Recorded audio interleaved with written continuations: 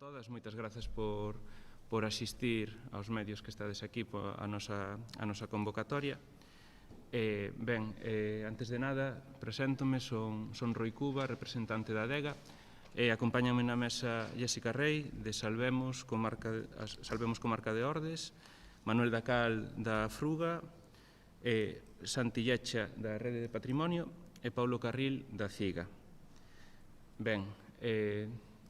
Convocamos esta rolda de prensa para anunciar que o próximo día 5 de xuño, Día Mundial do Medio Ambiente, imos a convocar unha gran marcha en Santiago de Compostela para reivindicar o noso rexeitamento ao modelo de desenvolvemento eólico que se está a dar en Galiza. O Día Mundial do Medio Ambiente, o 5 de xuño, debería ser un día de celebración, e atopámonos de novo cunha nova ameaza, e por iso temos que facer este acto reivindicativo. O que reclamamos vai ser a paralización ou a moratoria deste modelo de desenvolvemento eólico. Queremos que se paralicen todos os proxectos eólicos que están en tramitación mentres non haxa unha avaliación correcta dos impactos que poden xerar. Dentro do posicionamento ecoloxista, por suposto que estamos a favor das renovables, pero temos que ter en conta todos eses impactos. Non poden ser a costa da destrucción do noso territorio, da nosa fauna, da nosa flora e da nosa xeodiversidade, recursos que non podemos recuperar. Tamén están presentes outros colectivos fora do ecoloxismo, que lle van a dar voz ás persoas que viven no rural, aos traballadores desas zonas que están a ser destruídas. Nós o que queremos reclamar conxuntamente é que se faga ese novo modelo, que se estuden ben os impactos e, mentras tanto, non queremos un só aeroxerador máis en Galiza. Ademais, hoxe tamén presentamos un manifesto, o Manifesto de Eólica Así Non, e convidamos a todos os colectivos sociais de Galiza a que se adiran a este manifesto e a que nos acompañen o próximo día 5 de xuño, que temos que demostrar o posicionamento da sociedade galega e facer músculo en contra desta destrucción do noso territorio. Jéssica Rey, formo parte da asociación Salvemos a Comarca de Ordes e tamén da Rede Galega por un Rural Vivo, que reúne a moitas plataformas, colectivos e asociacións veciñais que nos organizamos en reacción ao que estamos vivindo, que é unha invasión eólica, unha invasión das nosas aldeas e das nosas vidas. Esta invasión ten lugar porque a normativa o permite, temos unha normativa completamente obsoleta que pon en risco as nosas vidas, a nosa seguridade, a nosa economía e o noso benestar. E ante todo isto, os veciños e veciñas de toda Galicia, desde Outes ao Courel, estamos espantados, estamos aterrorizados ante esta invasión eólica, que vai a empeorar gravemente as nosas vidas, as nosas posibilidades económicas, e non o dudedes. Vai ser un motor de despoboamento e vai acabar coa Galicia rural, que é a Galicia que máis valor aporta a toda a comunidade, ademais do desastre medioambiental e económico. Pedimos que a asistencia masiva a esta manifestación, o 5 de xuño, Día do Medio Ambiente, en Compostela, para dicir non, a eólica así non. Queremos, evidentemente, unha transición enerxética xusta, e isto non está sendo xusto co noso país, coa nosa terra e coas nosas aldeas, e, sobre todo, non está sendo xusto coas persoas que vivimos no rural. Pedimos a asistencia de todos, a xente do rural, a xente das cidades. Temos que encher Santiago e temos que decir ben claro: transición enerxética sí, pero a verdadeira. Non pasemos de un modelo intensivo do carbón a un modelo intensivo da eólica para servir a intereses que non son os nosos. Outra maneira, outra transición posible, outra transición ecolóxica é posible. Queremos un modelo enerxético máis xusto, con máis participación social e máis transparencia, con máis autoconsumo e probablemente con unha proposta de menos consumo eléctrico. e máis sostenibilidade. E hasta que eso se dé, moratoria dos parques eólicos, fagamos un plan, estudemos como facelo. Hai formas, confiemos en que entre todos vamos a poder facelo, pero debemos escoitar tamén aos veciños. E aquí estou para falar en nome de todos eles. Moitas gracias. Son Manuel Dacal, da Federación Rural Galega, e, como organización agraria rural deste país, tamén nos sumamos á convocatoria desta gran mobilización do día 5 de xuño, porque o territorio no que se asentan ou se queren asentar todos estes macroproxectos eólicos, fundamentalmente é un territorio rural. E o territorio rural ven sendo agredido desde hai moitos anos. Por non ir moi lonxe, xa se iniciou na época do franquismo ca usurpación dos montes veciñais, ca plantación masiva de coníferas por parte do antigo ICONA, Instituto de Conservación da Natureza, co asolagamento dos nosos mellores vales, Castelo de Miño, Porto do Mouro, As Conchas, Belesar, por citar algúns. E xa a mediados dos anos 70, con outro intento de invasión masiva de celulosas. 8 celulosas que estaban previstas implantar entre os anos 75 e 78. Posteriormente, seguindo cas agresións ao territorio rural de Galiza, tivemos os proxectos eólicos do goberno Fraga, do ano 95-97. O señor Fraga despois intentou invadir os ríos galegos con microencoros. E agora, de novo, vimos e asistimos a unha nova planificación da invasión do noso territorio rural. É dicir, continúa a agresión ao territorio rural de Galiza. Para convencernos de que aceptemos esta planificación, fanse promesas de grandes investimentos e de grandes postos de traballo, e xeración de postos de traballo. Nos anos 70, coa implantación, co intento de implantación das celulosas, falábase de 3.000 millóns de pesetas e de 500 postos de traballo, por exemplo, no Concello de Dodro. Agora, fálase de 2.500 millóns de euros en 5 anos e a xeración de miles de postos de traballo. Volvemos coa mesma cantinela, co que digo eu, co conto da leiteira, que pasa que sempre racha polo máis débil. Despois, outra cuestión é que os beneficios non fican en poder, en maus da xente que é propietaria deses terreos, sino que a maior parte dos beneficios son para as grandes industrias. Os beneficios que quedan nas maus dos propietarios e das propietarias non chega ao 1%. O 99% fica nas maus das grandes multinacionais. E, para levar a cabo isto, xo dicía a compañeira Jéssica, o que se planifica é unha gran desertización do rural galego. É dicir, se non temos xente no rural, non vai haber oposición a estes macroproxectos, a eucaliptización, as minas, e, polo tanto, hai un intento clarísimo de baleirar o rural.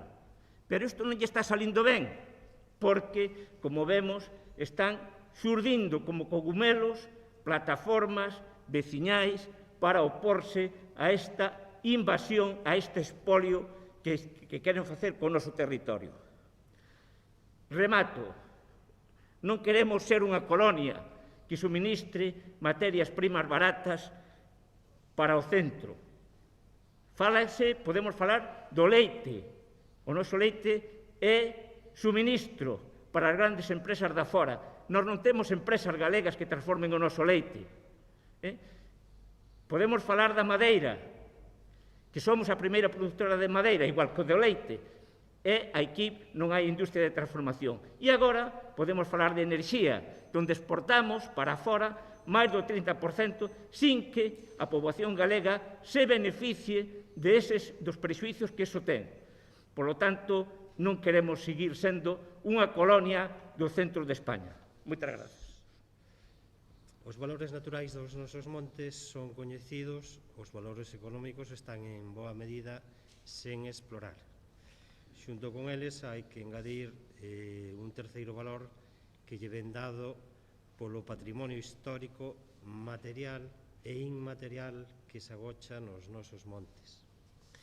Dentro das áreas perimetrais dos parques eólicos que se solicitaron ou están en tramitación, hai un abondoso patrimonio que permanece oculto e invisibilizado, mal estudado e peor divulgado.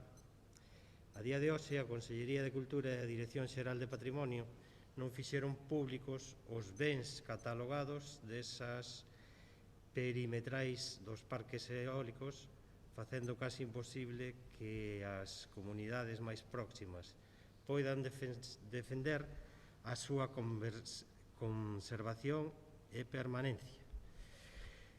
No momento en que a Xunta de Galicia estableceu as áreas nas que se podían solicitar a implantación dos parques eólicos, deberíase ter activado un protocolo de seguridade para revisar as catalogacións feitas, as súas ubicacións e ampliar as catalogación ali onde estas fosen deficitarias.